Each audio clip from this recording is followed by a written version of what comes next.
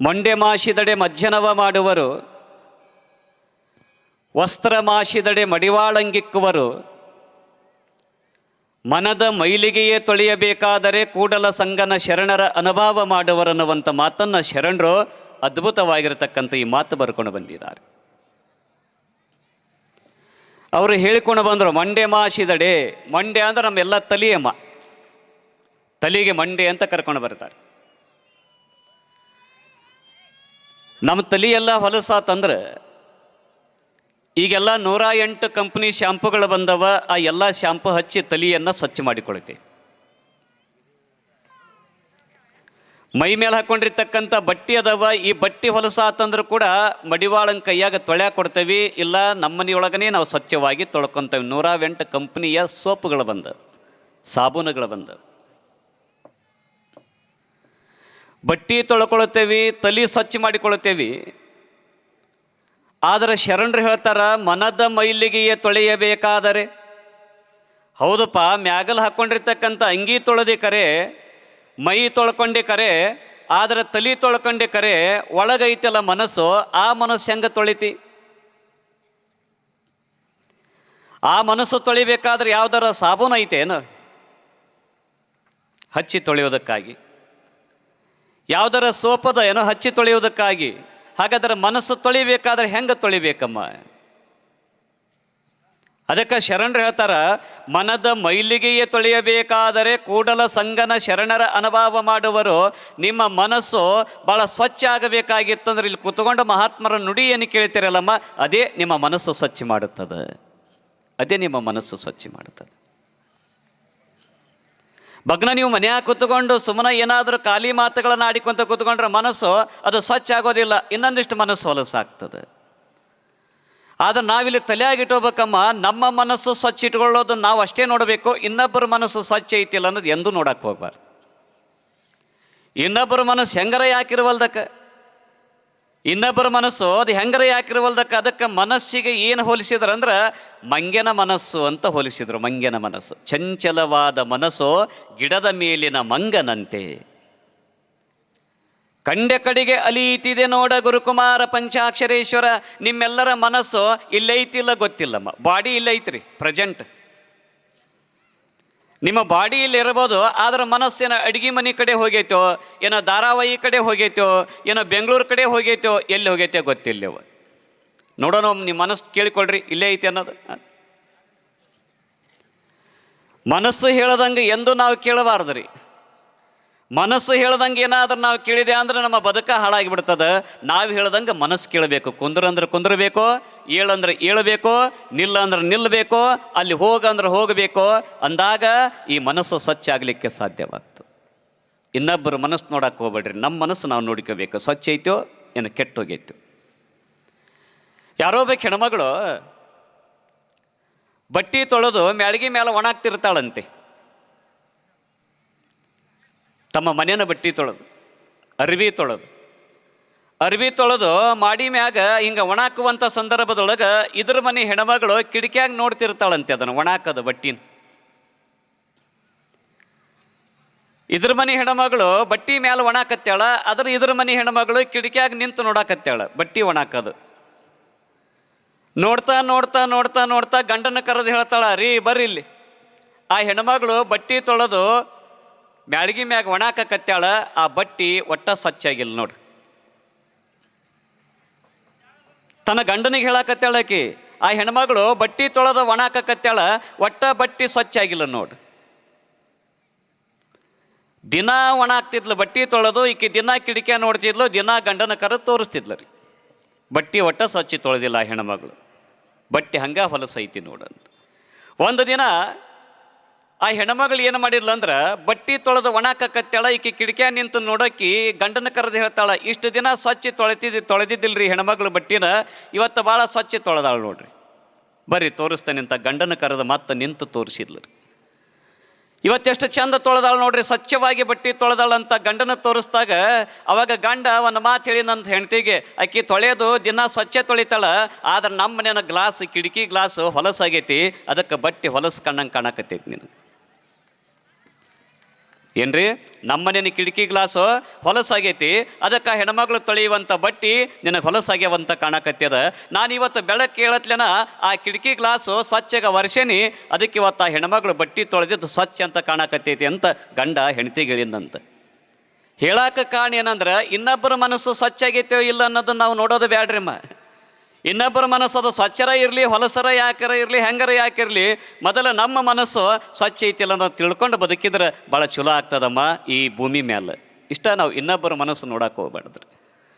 ಅದಕ್ಕೆ ನಮ್ಮ ಮನಸ್ಸು ಭಾಳ ಸ್ವಚ್ಛ ಆಗಬೇಕಾಗಿತ್ತಂದ್ರೆ ಇಂಥ ಕಾರ್ಯಕ್ರಮದೊಳಗೆ, ಇಂಥ ಮಹಾತ್ಮರ ಆಶೀರ್ವಚನದ ನುಡಿ ಒಳಗೆ, ಇಂಥ ಶರಣರ ಮಹಾತ್ಮರ ಒಂದು ಜೀವನ ಚರಿತ್ರೆಯೊಳಗೆ ನಮ್ಮ ಮನಸ್ಸಿಗೆ ಅದನ್ನು ಹಾಕಿಕೊಂಡ್ರೆ ಆ ಮನಸ್ಸು ಸ್ವಚ್ಛ ಆಗಲಿಕ್ಕೆ ಸಾಧ್ಯವಾಗ್ತದೆ. ಇಲ್ಲಾಂದ್ರೆ ಎಂದೂ ಸ್ವಚ್ಛ ಆಗಲಿಕ್ಕೆ ಎಂದೂ ಸಾಧ್ಯ ಆಗೋದಿಲ್ಲ. ಮನಸ್ಸು ಸ್ವಚ್ಛ ಇತ್ತಂದ್ರೆ ದೇವ್ರು ಕಾಣಲಿಕ್ಕೆ ಸಾಧ್ಯವಾಗ್ತದೆ ರೀ. ಮನಸ್ಸು ಸ್ವಚ್ಛ ಇಲ್ಲ ಅಂದ್ರೆ ದೇವ್ರು ಕಾಣಲಿಕ್ಕೆ ಸಾಧ್ಯವಾಗೋದಿಲ್ಲ. ನಮ್ಮ ಮನಸ್ಸು ಸ್ವಚ್ಛ ಆಗಬೇಕಾಗಿತ್ತಂದ್ರೆ ನಾವೇ ದೇವ್ರಾಗಲಿಕ್ಕೆ ಸಾಧ್ಯವಾಗ್ತದಮ್ಮ. ಮನೆ ಸ್ವಚ್ಛ ಇತ್ತಂದ್ರೆ, ಮನಸ್ಸು ಸ್ವಚ್ಛ ಇತ್ತಂದ್ರೆ ನಮ್ಮ ಮನೆ ಸ್ವಚ್ಛ ಇರ್ತದೆ. ನಮ್ಮ ಮನೆ ಸ್ವಚ್ಛ ಇತ್ತಂದ್ರೆ ನಮ್ಮ ಅಂಗಳ ಸ್ವಚ್ಛ ಇರ್ತದೆ. ನಮ್ಮ ಅಂಗಳ ಸ್ವಚ್ಛ ಇತ್ತಂದ್ರೆ ನಮ್ಮ ಊರ ಸ್ವಚ್ಛ ಇರ್ತದೆ. ನಮ್ಮ ಊರ ಸ್ವಚ್ಛ ಇತ್ತಂದ್ರೆ ನಮ್ಮ ತಾಲೂಕ ಸ್ವಚ್ಛ ಇರ್ತದೆ. ನಮ್ಮ ತಾಲೂಕ ಸ್ವಚ್ಛ ಇತ್ತಂದ್ರೆ ನಮ್ಮ ಜಿಲ್ಲಾನ ಸ್ವಚ್ಛ ಇರ್ತದೆ. ನಮ್ಮ ಜಿಲ್ಲಾನ ಸ್ವಚ್ಛ ಇತ್ತಂದ್ರೆ ನಮ್ಮ ಕರ್ನಾಟಕನ ಸ್ವಚ್ಛ ಇರ್ತದೆ. ನಮ್ಮ ಕರ್ನಾಟಕನ ಸ್ವಚ್ಛ ಇತ್ತಂದ್ರೆ ಇಡೀ ಭಾರತನ ಸ್ವಚ್ಛ ಇರ್ತದೆ. ಇಡೀ ಭಾರತ ಸ್ವಚ್ಛ ಇರೋಕ್ಕೆ ಕಾರಣ ಏನ್ರಿ? ಮನಸ್ಸ ಕಾರಣ. ಮನಸ್ಸು ಸ್ವಚ್ಛ ಆಗಿರ್ಬೇಕು. ನಾವು ಭಗವಂತನಿಗೆ ಏನು ಸಮರ್ಪಣೆ ಮಾಡ್ತೇವೆ ಮರಳಿ ಅದನ್ನ ಭಗವಂತ ನಮಗೆ ಕೊಡ್ತಾನೆ. ಭಗವಂತನಿಗೆ ಏನು ಕೊಡ್ತೇವೆ ನಾವು ಅದನ್ನು ನಮಗೆ ಹೊಳ್ಳಿ ಮರಳಿ ಭಗವಂತ ಅದನ್ನು ಕೊಡ್ತಾನೆ. ಒಳ್ಳೆ ಮನಸ್ಸು ಭಗವಂತನಿಗೆ ಕೊಡ್ರಿ, ಒಳ್ಳೆ ಜೀವನ ನಮಗೆ ಕೊಡ್ತಾನವ. ನಾವೇನಾದ್ರು ಭಗವಂತನಿಗೆ ಕೆಟ್ಟದ ಮನಸ್ಸು ಸಮರ್ಪಣೆ ಮಾಡಿದೆ ಅಂದ್ರೆ ನಮ್ಮ ಜೀವನದೊಳಗೆ ಭಗವಂತ ನಮಗೆ ಕೆಟ್ಟದ್ದ ಕೊಡ್ತಾನೆ. ನಾವೇನು ದೇವ್ರಿಗೆ ಕೊಡ್ತವೇವ ಮರಳಿ ಅದ ನಮಗೆ ದೇವ್ರು ಕೊಡೋದು. ಒಂದು ಫುಟ್ಬಾಲ್ ಇರ್ತದೆ ರೀ, ಒಂದು ಫುಟ್ಬಾಲ್ ಇರ್ತದೆ, ಅದನ್ನ ಹಿಂಗೆ ಭೂಮಿಗೆ ಹೋಗಿರಿ ಮರಳಿ ನಮ್ಮ ಹತ್ರನ ಬರ್ತದೆ. ಅದು ಒಂದು ಬಾಲು ಗಾಡಿಗೆ ಎಸಿರಿ ಮರಳಿ ನಮ್ಮ ಹತ್ರನ ಬರ್ತದೆ. ಹಂಗೆ ನಮ್ಮ ಮನಸ್ಸನ್ನು ತಕ್ಕಂಥ ದೇವ್ರ ಕಡೆ ನೀವು ಒಮ್ಮೆ ದೇವ್ರ ಕಡೆ ನೀಡ್ರಿ, ಹೊಳ್ಳಿ ಭಗವಂತ ಯಾವಾಗಲೂ ಸದಾಕಾಲ ನಮ್ಮ ಜೊತೆಗೆ ಇರ್ತಾನೆ. ನೀವು ಯಾವಾಗಲೂ ಸದಾಕಾಲ ಭಗವಂತ ನಮ್ಮ ಜೊತೆಗೆ ಇರ್ತಾನೆ. ನಾವೇನು ದೇವ್ರಿಗೆ ಕೊಡ್ತೇವೆ, ನೀವೇನಾರ ಯಾಕೆ ಕೊಡ್ರಿ ದೇವರಿಗೆ? ಮನಸ್ಸರ ಸಮರ್ಪಣೆ ಮಾಡಿರಿ, ಹಣ್ಣರ ಸಮರ್ಪಣೆ ಮಾಡಿರಿ, ಒಂದು ಹೂವರ ಸಮರ್ಪಣೆ ಮಾಡಿರಿ, ಒಂದು ಕರ್ಪೂರರ ದೇವರಿಗೆ ನೀವು ಸಮರ್ಪಣೆ ಮಾಡಿರಿ. ಅದರಂತೆ ನಮ್ಮ ಬದುಕು ಭಾಳ ಚಂದ. ಆ ಭಗವಂತ ಮರಳಿ ಆನಂದದ ಬದುಕು ಕೊಡ್ತಾನೆ. ಒಂದು ಉದಾಹರಣೆ ಹೇಳ್ತೇನೆಮ್ಮ ನಿಮಗೆ. ನವಲಗುಂದದ ನಾಗಲಿಂಗಪ್ಪ ಅಜ್ಜ ಅಂತ ಹಾಗೆ ಹೋದ್ರಿ. ಹೆಸರು ಕೇಳಿರಿ ಅವನಮ್ಮ? ನವಲಗುಂದ ನಾಗಲಿಂಗಪ್ಪ ಅಜ್ಜ ಸಾವನ್ನ ಗೆದ್ದಿರತಕ್ಕಂಥವ್ರಿ. ನವಲಗುಂದದ ನಾಗಲಿಂಗಪ್ಪ ಅಜ್ಜ, ಗರಗದ ಮಡಿವಾಳಪ್ಪ, ಸಂತ ಶಿಶುನಾಳ ಶರೀಫರು, ಇವರೆಲ್ಲ ಒಂದ ಸಮಗಾಲಿಕರು, ಇವರೆಲ್ಲ ಗೆಳೆಯರು. ಇವರು ನಾಗಲಿಂಗಪ್ಪ ಅಜ್ಜ ಎಲ್ಲಿ ಹೊಂಟಿದ್ನಂದ್ರಮ್ಮ, ಹೊಸಳ್ಳಿ ಅಂತ ಬರ್ತದೆ ರೀ, ಗದಗ ಹತ್ರ, ಗದಗ ಪಕ್ಕಕ್ಕೆ ಹೊಸಳ್ಳಿ ಅಂತ ಬರ್ತದೆ. ಆ ಹೊಸಳ್ಳಿಯೊಳಗೆ ಬೂದೇಶ್ವರ ಮಹಾಸ್ವಾಮಿಗಳಂತ ಆಗಿ ಹೋದ್ರಮ್ಮ. ಆ ಬೂದೇಶ್ವರ ಮಹಾಸ್ವಾಮಿಗಳು ಎಷ್ಟು ವರ್ಷ ಬದುಕಿದಾರೆ ಅಂದ್ರೆ 775 ವರ್ಷ ಬದುಕಿದ್ದಾರೆ. ಎಷ್ಟು ವರ್ಷ ರೀಮ್ಮ? 775 ವರ್ಷ ಬದುಕಿದ್ರು. 100 ವರ್ಷ ಅಲ್ಲ, 200 ವರ್ಷ ಅಲ್ಲ, 300 ವರ್ಷ ಅಲ್ಲ, 500 ವರ್ಷ ಅಲ್ಲ, 775 ವರ್ಷ ಬದುಕಿದ್ರು. ಅಂತಹ ಹೊಸಳ್ಳಿ ಬೂದೇಶ್ವರ ಮಹಾಸ್ವಾಮಿಗಳು ಎಲ್ಲರ ದಾರ್ಯಾಗ ಹೊಂಟಾರಂದ್ರೆ ಜನ ಮೂಗು ಮುಚ್ಕೊಂಡು ಹೊಕ್ಕಿದ್ರಂತ್ರಿ. ಜನ ಮೂಗು ಮುಚ್ಕೊಂಡು ಹೊಕ್ಕಿದ್ರು. ಅದು ಯಾರಿಗೆ ಗೊತ್ತಾತಂದ್ರೆ ನವಲಗುಂದದ ನಾಗಲಿಂಗಪ್ಪಜ್ಜಗೆ ಗೊತ್ತಾತಂತೆ.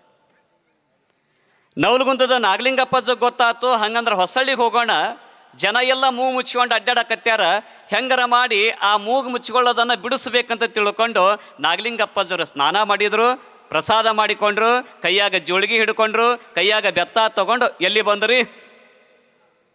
ಹೊಸಳ್ಳಿಗೆ ಬರಾಕತ್ತಿದ್ರಿ. ಹೊಸಳ್ಳಿಗೆ ಬರುವಂಥ ಸಂದರ್ಭದೊಳಗೆ ಈಗ ನಂಗೆ ಕಾರ್ ಇದ್ದಿದ್ದಿಲ್ಲಮ್ಮ, ಅವಾಗ ಎತ್ತಿನ ಗಾಡಿಯೊಳಗನೇ ಹೋಗಬೇಕಾಗಿತ್ತು.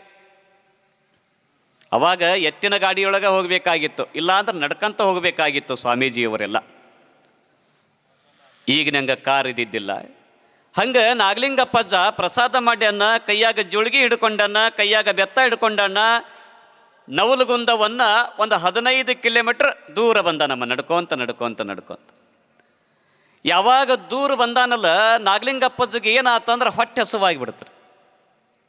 ನಾಗಲಿಂಗಪ್ಪಜ್ಜ ಅಂದಲ್ಲ, ಮಠದಾಗರ ಪ್ರಸಾದ ಮಾಡಿಕೊಂಡು ಬಂದನಿ, ನಾನು ಈಗ ನಡ್ಕೊತ ಬಂದಿರೋದು ಸುಮಾರು ಒಂದು 15-20 ಕಿಲೋಮೀಟ್ರ್ ನಡ್ಕೊತ ಬಂದಾನಿ, ದೂರ ಬಂದನಿ. ಯಾಕೆ ಹಸುವಾತ್ ನನಗೆ, ಯಾಕೆ ನನಗೆ ಹಸುವಾಯಿತು ಅಂತ ತಿಳ್ಕೊಂಡು ನಾಗಲಿಂಗಪ್ಪದ ವಿಚಾರ ಮಾಡಿದ. ಹೊಟ್ಯಾಗ ಸಂಕಟ ಆಗಕತ್ತು, ನಡಿಯಾಕ ಶಕ್ತಿ ಇಲ್ದಂಗಾತು. ಒಂದು ಮರದ ಕೆಳಗೆ ಕುಂತ ನಾಗಲಿಂಗಪ್ಪಜ್ಜ. ಒಂದು ಮರದ ಕೆಳಗೆ ಕುತ್ಕೊಂಡ. ಮರದ ಕೆಳಗೆ ಕುತ್ಕೊಂಡಾಗ ಇಲ್ಲಿ ಕುತ್ಕೊಂಡ್ರೆ ಹಿಂಗೆ ಕುತ್ಕೋಬೇಕು ಅನ್ನಿಸ್ತೈತಿ. ಯಾಕೆ ಸಂಕಟ ಆಗಕತ್ತಿ. ಊರು ನೋಡಿದ್ರೆ ಇನ್ನೂ ಭಾಳ ದೂರ ಐತಿ ಅಂತ ಕಾಣಿಸ್ತೈತಿ, ಮುಂದಿನ ಊರು. ಮತ್ತು ನನಗೆ ಹಸುವಾಗೈತಿ, ಏನು ಮಾಡಬೇಕು, ಹೊಟ್ಯಾಗ ಸಂಕಟ ಆಗಕತ್ತಿ ಅದಲ್ಲ, ಭಾಳ ಹಸುವಾಗಕತ್ತಿ ಅದ, ನಡಿಯಾಕ ಶಕ್ತಿ ಇಲ್ದಂಗೆ ಆಗಕತ್ತಿ ಅದ, ಏನು ಮಾಡ್ಬೇಕಂತ ತಿಳ್ಕೊಂಡು ನಾಗಲಿಂಗಪ್ಪಜ್ಜ ಮತ್ತೆ ಎದ್ದ. ಹಂಗೆ ನಡ್ಕೊಂತ ಬಂದಮ್ಮ, ನಡಿಯಾಕ ಶಕ್ತಿನೇ ಇರ್ಲಂಗಾತು.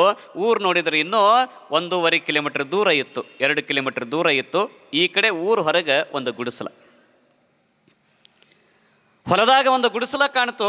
ಆ ಗುಡಿಸಲವನ್ನು ನಾಗಲಿಂಗಪ್ಪಜ್ಜ ನೋಡಿದ. ಊರು ನೋಡಿದ್ರೆ ಇನ್ನೂ 2 ಕಿಲೋಮೀಟ್ರ್ ದೂರ ಐತಿ, ಆದರೆ ಇಲ್ಲಿ ಒಂದು ಗುಡಿಸಲು ಕಾಣ್ತೈತಿ. ಗುಡಿಸಲದೊಳಗೆ ಯಾರ ಇರ್ಬೋದು, ಏನಾರ ಇಸ್ಕೊಂಡು ಹೊಡೆತುಂಬ ತಿಂದು ಹೋಗೋಣಂತ ತಿಳ್ಕೊಂಡು ನಾಗಲಿಂಗಪ್ಪಜ್ಜ ಎಲ್ಲಿ ಬಂದ್ರಿ, ಊರು ಹೊರಗಿರ್ತಕ್ಕಂಥ 2 ಕಿಲೋಮೀಟ್ರ್ ಹೊಲದಾಗಿರೋ ಗುಡಿಸಲಕ್ಕೆ ಬಂದ. ಹೊಲದಾಗಿರೋ ಗುಡಿಸಲಕ್ಕೆ ಬಂದ. ಗುಡಿಸಲದ ಮುಂದೆ ನಿಂತ್ಕೊಂಡ ನಾಗಲಿಂಗಪ್ಪಜ್ಜ. ಯವ್ವ ತಾಯಿ ಯಾರದಿರಿ ಗುಡಿಸಲದೊಳಗೆ ಅಂದ. ಆ ಗುಡಿಸಲದೊಳಗೆ 70 ವರ್ಷದ ಒಬ್ಬಾಕಿ ವಯಸ್ಸಾದ ಅಜ್ಜಿ ಇದ್ಲಮ್ಮ ಆಯಿ. ಪಾಪ ಇದಕ್ಕೆ ಕಣ್ಣು ಕಾಣ್ತಿದ್ದಿಲ್ಲ, ಸರಿಯಾಗಿ ಚಂದಾಗ ಕಿವಿ ಕೇಳ್ತಿದ್ದಿಲ್ಲ. 2 ಮಕ್ಕಳಿಗೆ ಜನ್ಮ ಕೊಟ್ಟಿದ್ಲು. ಆದರೆ 2 ಮಕ್ಕಳು ಹೊರದೇಶದೊಳಗೆ ನೌಕರಿ ಮಾಡ್ತಿದ್ರು, ತಿಂಗಳಿಗೆ 1 ಲಕ್ಷ ರೂಪಾಯಿ ಪಗಾರ ತೊಗೊತಿದ್ರು. ಆದರೆ ತಾಯಿನ ಒಟ್ಟ ಹೊರಳಿ ನೋಡಿದ್ದಿಲ್ಲ, ಹೆಂಗದಾಳು ನಮ್ಮವ್ವ ಅನ್ನೋದು ನೋಡಿದ್ದಿಲ್ಲ. ಮುರದ ಗುಡಿಸಲದೊಳಗೆ ಆ ತಾಯಿ ವಾಸ ಮಾಡ್ತಿದ್ಳು. ಮಳೆ ಬಂದ್ರೆ ಸೋರ್ತಿತ್ತು.